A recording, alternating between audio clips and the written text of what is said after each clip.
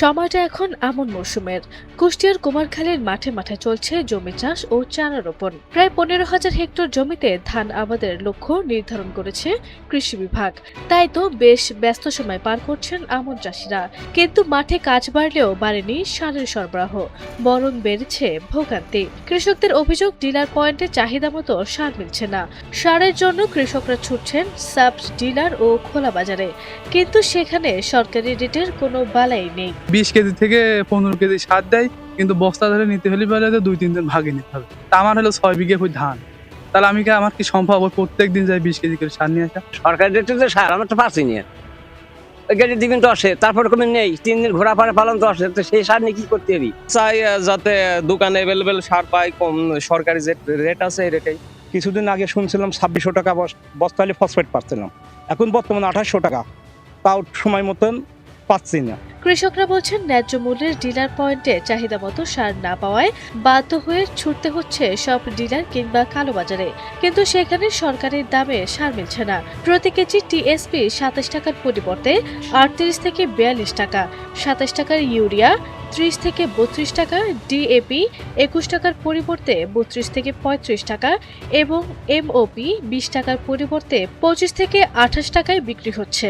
ফলে প্রতি কেজি সার কিনতে কৃষকদের প্রায় 5 থেকে 13 টাকা পর্যন্ত বেশি খরচ হচ্ছে। সরকারি ভাবে নিতে গেলে তো 10 কেজি বেশি যায় না।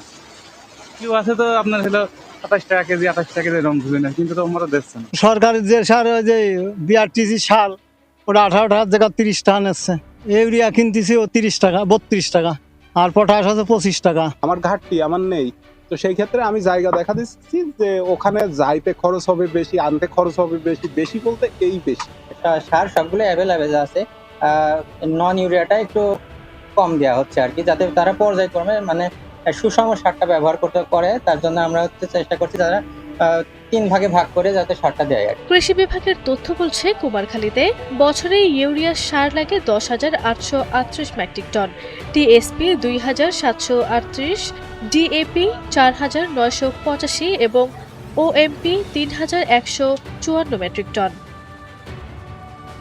কৃষি বিভাগের তথ্য আর কৃষকদের অভিযোগ হিসাব করে দেখা যায়, বছরে প্রতি কেজি 13 টাকা হিসেবে টিএসপি সার বাবদ 3,55,00,000 টাকা অতিরিক্ত নিয়েছে সিন্ডিকেট।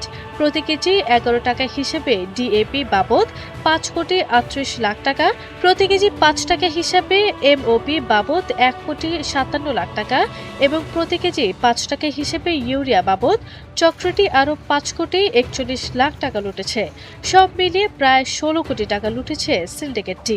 এসব সিন্ডিকেটের বিরুদ্ধে দ্রুত প্রয়োজনীয় ব্যবস্থা গ্রহণের দাবি জানালেন উপজেলার সচেতন নাগরিকরা। এই কালোবাজারে সার বিক্রি করার কারণে তারা স্থানীয় সাব ডিলারদের কাছ থেকে যে সারটা কিনছে তা সরকারি নির্ধারিত মূল্যের চেয়ে অনেক বেশি মূল্যে সার কিনতে হচ্ছে। এটা কৃষকদের জন্য ক্ষতির একটা কারণ। চলতি মৌসুমে প্রায় 15 হেক্টর জমিতে আমনের লক্ষ্যমাত্রা রয়েছে। এখনো পর্যন্ত প্রায় 43 ভাগ জমিতে চারা রোপণ সম্পূর্ণ হয়েছে। সিন্ডিকেট ও অসাধু ডিলারের বিরুদ্ধে অভিযান চলমান রয়েছে বলে জানালেন এই কৃষি কর্মকর্তা। আমরা এই অভিযোগ দেখানো আছে, আমি নিজেও কৃষকদের দাঁড়িয়ে থেকে সাথ দিয়েছি, এরকম অভিযোগ আছে, তাদের বিরুদ্ধে আমাদের ব্যবস্থা চলমান আছে এবং এটা চলতে থাকবে। কোনো ডিলার যদি কৃষককে হয়রানি করে আমরা তাদের বিরুদ্ধে আইনগত ব্যবস্থা নেব। আমাদের কৃষি বিভাগ তৎপর আছে, আমাদের উপস্থিত কৃষি কর্মকর্তা মাঠে কাজ করছেন, তারা নিজেরা দোকানে দাঁড়িয়ে সাথ দিচ্ছেন। আমরা আশা করছি যে যদি কোনো ডিলার এই কৃষকদের হয়রানি করেন, তাদের আমাদের প্রশাসন যারা আছেন, আমাদের আইন শৃঙ্খলা রক্ষাকারী যারা আছে, তারাও তৎপর আছেন, আমরা এর বিরুদ্ধে কঠোর ব্যবস্থা নেব। সার সিন্ডিকেট নিয়ে মৌখিক কিছু অভিযোগ পাওয়া গেছে, যার ভিত্তিতে ব্যবস্থা নেওয়ার চেষ্টা চলছে বলে জানালেন এই উপজেলা নির্বাহী কর্মকর্তা। এরকম আমরা লিখিত অভিযোগ পাইনি, তারপরেও বিক্ষিপ্ত কিছু অভিযোগ পেয়েছি। এই অভিযোগের ভিত্তিতে আমরা ইতিমধ্যে আমাদের কৃষি আমাদের যে ডিপার্টমেন্ট আছে তাদের মাধ্যমে ওইসব সার ডিলারদের একটা ব্যবস্থা নেওয়ার আমরা চেষ্টা করছি। আমন মৌসুমের শুরুতে সারের এমন সংকটে উৎপাদন নিয়ে শঙ্কায় কৃষকরা। তাদের দাবি, সিন্ডিকেট ভেঙে সরকারি দামে সার নিশ্চিত করতে হবে, না হলে মাঠের ফসল নয়, কৃষকের পকেটে কাটা পড়বে প্রতিদিন।